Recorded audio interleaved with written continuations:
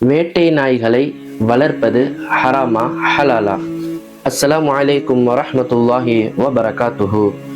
இந்த காணொலியை பார்ப்பதற்கு முன்பாக இன்னும் நம்மளுடைய பேஜை நீங்கள் ஃபாலோ செய்யவில்லையானால் இஸ்லாமிய தகவல்களுக்காக ஃபாலோ செய்து கொள்ளுமாறு அன்போடு கேட்டுக்கொள்கிறேன். பொதுவாக இஸ்லாத்தில் நாய் வளர்ப்பதற்குண்டான வழிகாட்டுதல் என்ன?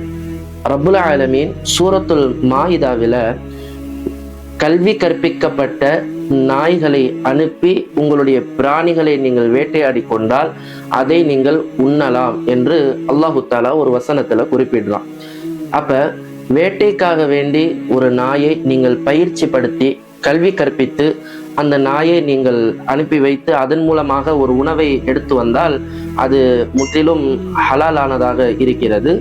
அதே போல கண்மணி நாயகம் ஸல்லல்லாஹு அலைஹி வஸல்லம் அவர்கள் சொன்னார்கள், வேட்டை நாய்களை நீங்கள் பிஸ்மில்லாஹ் சொல்லி அனுப்பி வைத்து விட்டால் அது சென்று ஒரு பிராணியை பிடித்து வந்தால் அது இறந்து விட்டாலும் சரி அது உங்களுக்கு ஹலாலாக்கப்பட்டது என்பதாக பெருமானார் ஸல்லல்லாஹு அலைஹி வஸல்லம் அவர்கள் சொன்னார்கள். தகவலையும் சொன்னார்கள்.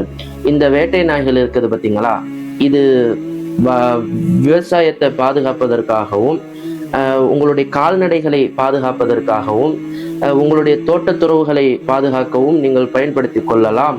ஒருவர் வேறொரு நோக்கத்திற்காக வேறு நாய்களை வளர்த்தால் அவருடைய நன்மைகளில் 1 கிராத் அல்லது 2 கிராத் நன்மைகள் குறைக்கப்படும் என்று சொன்ன எச்சரிக்கையும் செய்தார்கள். அப்ப ஒரு வேட்டை நாயை தாராளமாக நாம் வளர்ப்பது ஹலால்.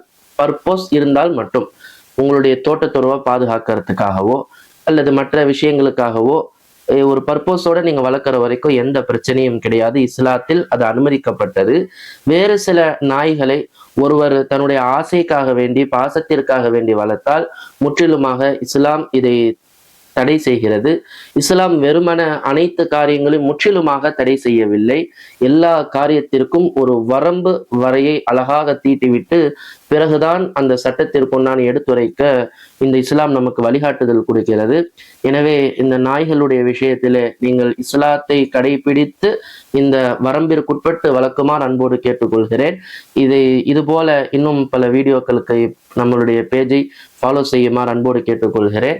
அஸ்ஸலாமு அலைக்கும் வரஹ்மத்துல்லாஹி வபரகாத்துஹு.